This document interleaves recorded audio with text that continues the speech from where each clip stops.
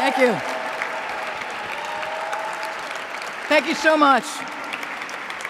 Thank you. I'm honored to have the opportunity to introduce Urvashi as the recipient of the Ken Dawson Advocacy Award. I knew Ken. I knew him from before his Sage days, and I can assure you that Ken would be so proud to have Urvashi honored in his name. I met Urvashi about 30 years ago when she was a cub reporter for Gay Community News, a very highly respected community newspaper. Those were simpler times. We still had an Anita Bryant hangover. I was in Boston on task force business, and Urvashi, known even then for her keen analytic style, stopped me to ask a few questions after a meeting. An interview on the issue of the moment turned into a discussion about the entire movement.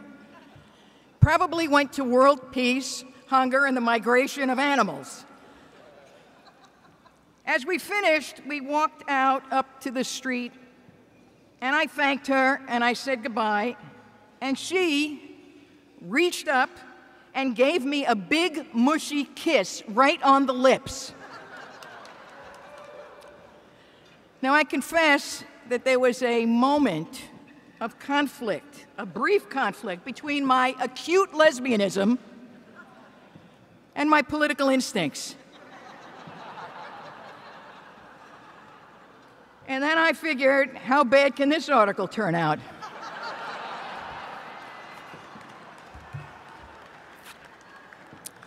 At the ripe age of 11, Urvashi took part in a demonstration against the Vietnam War, and she's had one foot on the front line working for social change ever since. Her work in our movement reads like signposts on the road to equality, full equality, real equality. She's demonstrated that the ability to make an impact is never tied to a particular title or movement position.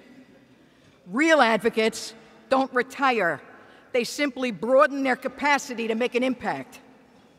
For example, her leadership at the task force's outing age study became a groundbreaking work on LGBT aging issues. She didn't stop there. When she was at the Arcus Foundation, she continued to move the issue forward, seeing to it that LGBT aging issues became one of Arcus's 3 national policy priorities. Her work at the Ford Foundation and at Arcus, and now as a board member of the Guild Foundation, has had a major impact on the philanthropic world's understanding of our issues. She's been committed consistently to organizational development and leadership development. Now, who a community chooses to honor tells us something of what the community values, what qualities it emulates, what vision it has for the future.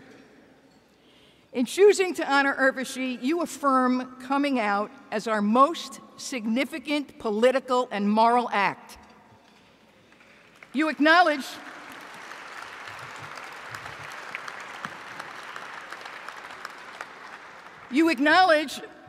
that the greatest rebuke we can level at the right is living lives of truth, saying yes to our lives, yes to the love in our lives, and yes to the lives that inextricably connect us to other lives.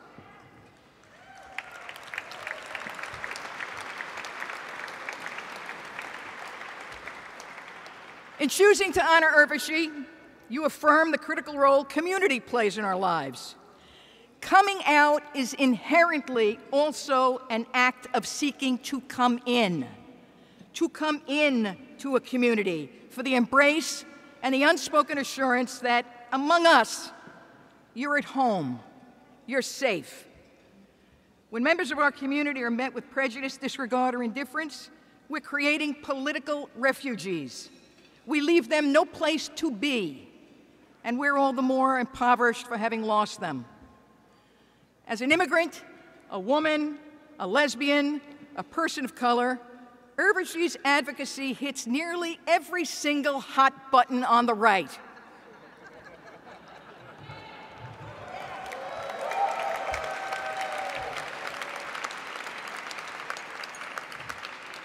give her 5 minutes in a room with Christine O'Donnell, and in no time you'll hear a familiar cry, "I'm melting!"